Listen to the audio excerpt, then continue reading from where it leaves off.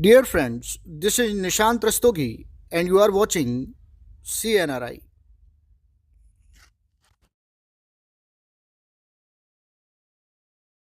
आइए अब इस क्वेश्चन को सॉल्व करते हैं। क्वेश्चन आपसे कह रहा है कि फॉर्मल आवेश क्या होता है, CO3 2 माइनस का फॉर्मल आवेश ज्ञात कीजिए।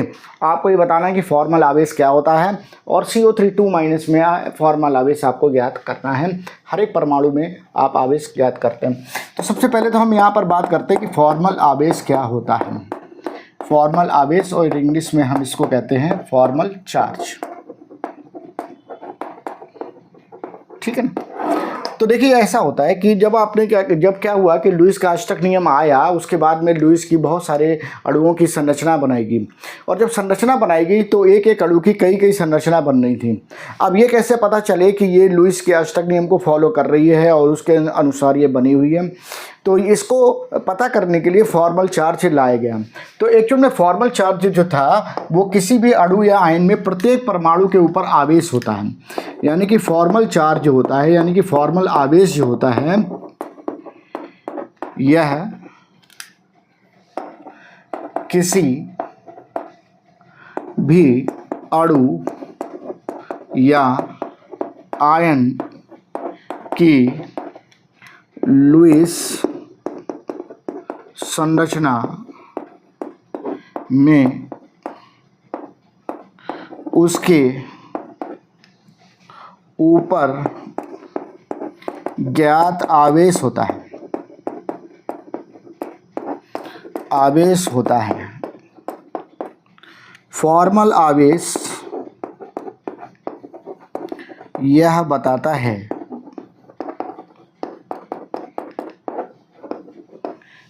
कि दी गई लुईस संरचना सही है या गलत है। अब ये कैसे पता चलता है कि सही है कि गलत है? भाई आपने क्या किया, इन सब का चार्ज पता किया, कार्बन का पता किया, 3 ऑक्सीजन का पता किया और उन सबको जोड़ दिया। अगर जोड़ने के बाद वो -2 आ रहा है तो आपको समझ में आ गया कि CO3 के ऊपर आवेश कितना आ रहा है, -2 आ रहा है। इसका मतलब ये संरचना CO3 2 माइनस की सही है। और अगर मान लो -2 नहीं आ रहा, -1 आ रहा है, 0 आ रहा है, तो उस केस में ये संरचना सही नहीं है, कोई दूसरी संरचना बनेगी और उस संरचना के अनुसार यहाँ पर आवेश कितना आएगा, -2 आएगा। तो एक लाइन हम यहाँ पर और लिखेंगे, यदि किसी उदासीन यौगिक में सभी परमाणुओं का फॉर्मल आवेश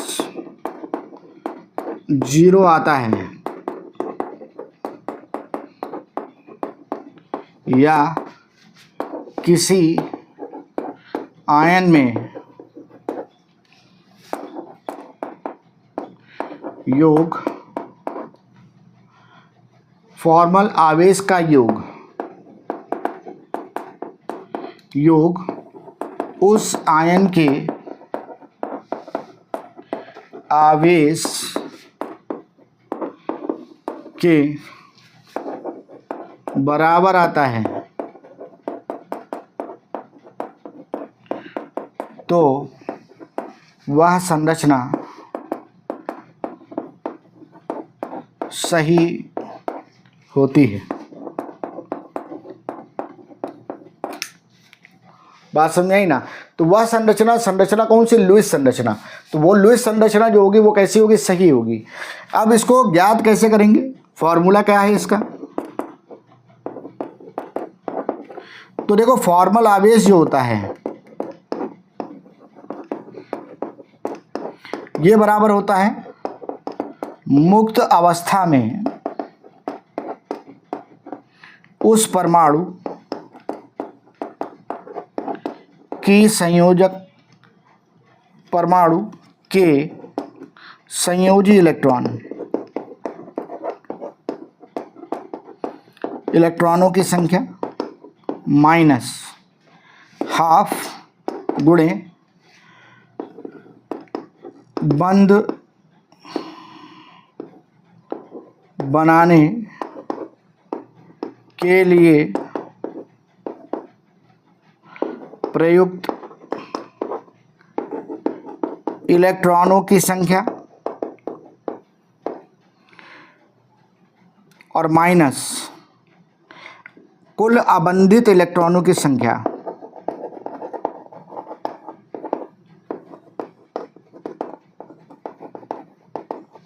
बात समझे ना? तो फॉर्मूला आवेश बराबर होता है मुक्त अवस्था में उस परमाणु के संयोजी इलेक्ट्रॉनों की संख्या माइनस हाफ गुणे बंद बनाने के लिए प्रयुक्त इलेक्ट्रॉनों की संख्या और उसके बाद माइनस कुल अबंधित इलेक्ट्रॉनों की संख्या। ठीक है, अब ये सब बहुत ज़्यादा हो गया, अब समझ में नहीं आ रहा होगा कि सर ये क्या बोल दिया। तो चलो अभी हम इसको समझते हैं कि हमने क्या बोला है और उस हिसाब से हम इसको देखते हैं। ठीक है ना? तो चलो भाई इसको देखा जाए। अब ये मैं हटा रहा हूँ और अब मैं आपको समझा रहा हूँ कि CO3 2 माइनस में हम कैसे निकालेंगे इसको। मैं ट्रिक से जो मैं बताता हूँ ये कि इसको तुम लोग ऐसे याद कर लो कि FC इक्वल टू होता है V minus B minus U। ठीक है ना? V जो होता है का मतलब होता है वैलेंस इलेक्ट्रॉन यानी कि संयोजी कोष के इलेक्ट्रॉन। B का मतलब है नंबर ऑफ बॉन्ड, इसने कितने बंद बनाए। बात में ना भाई, देखिए एक बंद बनाने में कितने इलेक्ट्रॉन लगते हैं? 2, और 2 का आप आधा कर दे रहे हो तो एक ही हुआ ना, तो एक बंद हो गया ना भाई। मेरी बात समझना जरा, जैसे कार्बन से मैंने ऑक्सीजन के साथ बंद बनाया, अब इसमें कितने इलेक्ट्रॉन यूज हुए? 2। तो मैंने क्या लिखा? हाफ गुणे बंद में प्रयुक्त इलेक्ट्रॉनों की संख्या 2। तो कितना आ रहा है? 1 आ रहा है। 1 क्या है? ये बंद ही तो है। एक बंद में 2 इलेक्ट्रॉन यूज हुए ना, तो सीधे सीधे क्या करो? बंधों की संख्या लिख दो कि इस परमाणु ने कितने बंद बनाए उसको लिख दो। ठीक है, और माइनस U का मतलब है अनशेयर्ड इलेक्ट्रॉन, यानी कि अनशेयर्ड इलेक्ट्रॉन का मतलब जो इलेक्ट्रॉन बंद बनाने में भाग नहीं लिए। बात समझ आई कि नहीं आई? तो वो जो है अनशेयर्ड इलेक्ट्रॉन कहलाते हैं। तो उसको हम यहाँ पर देख लेते हैं। ये हमारे पास U जो है वो अनशेयर्ड इलेक्ट्रॉन है।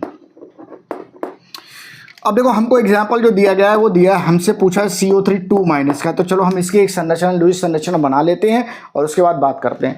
बस इस संरचना बनाने के लिए मैंने पहले बताया था कार्बन पे 6 इलेक्ट्रॉन, तो ये हो जाएगा 6 परमाणु क्रमांक है तो 2 4 बाहरी कोश में 4 इलेक्ट्रॉन। अब एक ऑक्सीजन 8 है तो 8 है तो फिर इसके पास में 2 6 बाहरी कोश में 6 इलेक्ट्रॉन। अब यहाँ पर जरा बात देखिए, ऑक्सीजन हमारे पास 3 है और 2 माइनस चार्ज है। आपको याद आ रहा है कि कार्बन से अधिक विद्युत ऋणात्मक क्या होता है? ऑक्सीजन होता है। इसका मतलब ऑक्सीजन के ऊपर माइनस चार्ज आएगा। बट अगर मैं ऑक्सीजन के ऊपर 2 माइनस दे देता हूँ तो 2 माइनस देने पर क्या हो जाएगा कि ऑक्सीजन के पास हो जाएंगे 10 इलेक्ट्रॉन। और अगर 10 इलेक्ट्रॉन हो गए तो 2 8 बाहरी कोश में 8 इलेक्ट्रॉन हो गए, तो इसका मतलब ये हो गया कि ये बंध का निर्माण नहीं करेगा। बात को समझ में आई कि नहीं आई?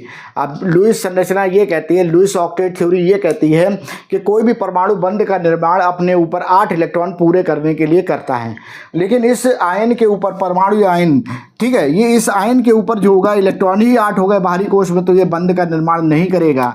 इसी वजह से कभी भी किसी भी ऑक्सीजन परमाणु को या आयन को बंध बनाते समय 2 माइनस नहीं देते हैं। क्या देते हैं? 1 माइनस। 1 माइनस देंगे तो इसके पास कितने हो गए? 8। तो इसका परमाणु क्रमांक है 8 इलेक्ट्रॉन और 1 आपने दे दिया तो 9 इलेक्ट्रॉन। अब ये हो जाएगा 2 7। अब ये एक बंध बनाएगा, 8 इसको पूरे करने, तो ये क्या करेगा? एक बंध का निर्माण करेगा। तो इसका मतलब कभी भी किसी भी ऑक्सीजन को आप 2 माइनस दे के बंध नहीं बना सकते हैं, क्योंकि उसका पेट पहले से ही भर गया, 8 हो गए, अब वो बंध क्यों बनाएगा? तो चलिए अब हम बात करते हैं। अब मैंने आपको एक बार बताया था कि जो कम विद्युत ऋणात्मक होता है और संख्या में कम होता है वही केंद्रीय परमाणु है। तो कार्बन ऑक्सीजन में कम विद्युत ऋणात्मक कार्बन, संख्या में कौन कम है? कार्बन 1 है, ऑक्सीजन 3 है, तो संख्या में भी कम कार्बन, यानी कार्बन जो होगा वो केंद्रीय परमाणु आएगा। तो कार्बन के पास इलेक्ट्रॉन कितने हैं? तो इलेक्ट्रॉन है इसके पास 4। अब मेरे पास एक ऑक्सीजन है, मैंने यहाँ रख दिया, और 2 मेरे पास O माइनस होंगे। देखना 2 माइनस है तो ऑक्सीजन कितने बचे? 2, यानी कि 2 O माइनस होंगे, तो मेरे पास 2 O माइनस हो गए। अब जो ऑक्सीजन है उसके परमाणु के बाहरी कोश में कितने इलेक्ट्रॉन है? 6। तो 1 2 3 4 5 6, ठीक है। और O माइनस के बाहरी कोश में कितने इलेक्ट्रॉन है? 7। तो 1 2 3 4 5 6 7, 1 2 3 4 5 6 7, ठीक है ना। तो इस तरह से होगा, ठीक। अब इसको 8 करने के लिए कितने इलेक्ट्रॉन चाहिए? 1 इलेक्ट्रॉन की शेयरिंग कर ली इसने, इसका पेट भर गया, इसके पास 8 इलेक्ट्रॉन हो गए। इसको 8 करने के लिए 1 इलेक्ट्रॉन की शेयरिंग कर ली, इसका पेट भर गया, 8 इलेक्ट्रॉन हो गए। इसको 8 करना है तो इसने 2 इलेक्ट्रॉन की शेयरिंग की तो इसका पेट भर गया, 8 हो गए। अब कार्बन का सोचो, क्या कार्बन पे 8 हो गए? तो देख लेते हैं भाई, कार्बन पे 1 2 3 4 5 6 7 8, कार्बन पे भी 8 हो गए। 1 2 3 4 5 6 7 8, कार्बन पे भी 8 इलेक्ट्रॉन हो गए। इसका मतलब है कि ये लुईस को फॉलो कर रहा है। तो चलिए अब हम इसका स्ट्रक्चर बना देते हैं, बॉन्ड स्ट्रक्चर। तो ये देखिए कार्बन, डबल बॉन्ड ऊपर बन गया ऑक्सीजन, ये O पे माइनस चार्ज, ये O पे माइनस चार्ज। देखिए हमेशा ध्यान रखिए कि फॉर्मल चार्ज जो होता है बिना आप स्ट्रक्चर बनाए नहीं ज्ञात कर सकते हैं, तो इसलिए आपको लुईस डॉट के हिसाब से संरचना बनानी पड़ेगी और फिर यहाँ पर आपको उसका फॉर्मल चार्ज पता करना पड़ेगा। क्या ये लुईस डॉट संरचना है? क्या ये लुईस संरचना है? नहीं है, क्योंकि इसमें अनशेयर्ड इलेक्ट्रॉन नहीं दिख रहे हैं। तो भाई दिखाओ, तो इसमें कितने बचे? 4, इसमें कितने हैं? 6, इसमें कितने हैं? 6। ठीक है, अब ये कैसी हो गई? लुईस संरचना हो गई, CO3 2- की लुईस संरचना। अब हम यहाँ पर क्या क्या करेंगे? हर परमाणु पे फॉर्मल चार्ज पता करेंगे और फिर ये देखेंगे कि ये फिट बैठ रहा है कि नहीं बैठ रहा है। तो चलिए अब हम यहाँ पर इसको देखते हैं। ठीक, अब देखो यहाँ पर एक बात समझो, यहाँ पर तुम्हारे पास ऑक्सीजन जो है वो सारे के सारे ऑक्सीजन परमाणु हैं। अब इनको वेरीफाई मतलब कि करने के लिए इनको हम क्लासीफाई कर देते हैं। तो हमने कह दिया कि ये मेरे पास ऑक्सीजन परमाणु 1 है, ये मेरे पास 2 है और ये मेरे पास 3 है, जिससे कि हमको ये पता चल जाए कि 2 पे कौन सा आवेश आया, 3 पे कौन सा आवेश आया, 1 पे कौन सा आया। तो चलो देखते हैं। तो देखो ये मेरे पास हो गए परमाणु या फिर आयन। यहाँ पर फॉर्मल चार्ज का फॉर्मूला लिखा है V-B-U और यहाँ पर फॉर्मल चार्ज। ठीक है, अब देखिए परमाणु की अगर हमने यहाँ पर बात की, ठीक है, परमाणु ही लिखते हैं, आयन नहीं लिखते हैं, परमाणु ही लिखते हैं। ठीक, परमाणु की बात की तो पहले कार्बन परमाणु। कार्बन परमाणु की संयोजकता मुक्त अवस्था में कार्बन परमाणु के संयोजी कोश में इलेक्ट्रॉन कितने होते हैं? तो कार्बन परमाणु का 6 होता है, तो 2 4, मुक्त अवस्था में 4 होते हैं, तो 4 तो वैलेंस इलेक्ट्रॉन हो गए माइनस। इस कार्बन ने कितने बंध बनाए? तो इस कार्बन ने बंध बनाए 1 2 3 4। ठीक है, तो बंधों की संख्या तो कितने बंध बनाए? 4 माइनस। इस कार्बन के ऊपर कुछ इलेक्ट्रॉन बचे हैं, अनशेयर्ड कुछ बचा है, कुछ दिख रहा है कोई इलेक्ट्रॉन? जैसे यहाँ ऑक्सीजन के ऊपर इलेक्ट्रॉन दिख रहा है, वैसे इस कार्बन के ऊपर दिख रहा है क्या? ना, तो नहीं दिख रहा है। तो क्या होगा? 0, यानी इसके ऊपर आवेश क्या आ गया? 0 आ गया, फॉर्मल आवेश इसके ऊपर 0 आ गया। चलो भाई ठीक है। अब उसके बाद आता है ऑक्सीजन। ऑक्सीजन कौन सा लिया? 1, तो ऑक्सीजन 1 लिया। अब ऑक्सीजन की मुक्त अवस्था में कितने इलेक्ट्रॉन है? बाहरी कोश में 6। ऑक्सीजन का परमाणु क्रमांक कितना होता है? 8, और बाहरी कोश में कितने इलेक्ट्रॉन है? 6, तो भाई 6 होगा माइनस। इस पहले वाले ऑक्सीजन कितने बंध बनाए? तो इसने भैया 2 बंध बनाए, तो 2 हो गया माइनस। इसके पास संयोजी को मतलब इसके पास में जो अनशेयर्ड इलेक्ट्रॉन है, जो अबंधित इलेक्ट्रॉन है, जिन्होंने बंध नहीं बनाए, कितने हैं? तो 1 2 3 4 हैं। तो ये वैल्यू क्या आ गई? 0 आ गई। तो यहाँ पर भी आवेश 0 आ गया। अब आ जाओ O2 पे, तो O2 आ गया। ठीक है ना। अब O2 की बात करो तो O2 मुक्त अवस्था में कितने इलेक्ट्रॉन को रखेगा? तो 6, तो इसने 6 इलेक्ट्रॉन को रखा। बंध इसने कितने बनाए? तो भैया 1 बनाया, तो इसने 1 बंध बनाया। ठीक है, अब इसमें अबंधित इलेक्ट्रॉनों की संख्या कितनी? तो 1 2 3 4 5 6, तो 6 अबंधित इलेक्ट्रॉनों की संख्या है, यानी -1 आएगा। ठीक है, O3 की बात करें तो O3 O2 की तरह ही है, तो 6 - 1 -6, यानी -1 आएगा। कुल योग कर दो भाई, फॉर्मल चार्ज का कुल योग कर दो, -2 आएगा। और आपको समझ में आ रहा है कि CO3 पे भी चार्ज कितना आता है? -2। इसका मतलब है कि ये जो संरचना आपने बनाई है, ये लुईस संरचना बिल्कुल सही संरचना है, क्योंकि इसमें आयन पर जो आवेश आया था वही आवेश यहाँ पर भी टोटल इनका जोड़ करने के बाद आया है। ठीक है ना। तो इस तरह से हम CO3 2- की का फॉर्मल चार्ज निकाल लेंगे और उससे ये भी पता कर लेंगे कि हमारा बनाया हुआ लुईस संरचना सही है कि नहीं।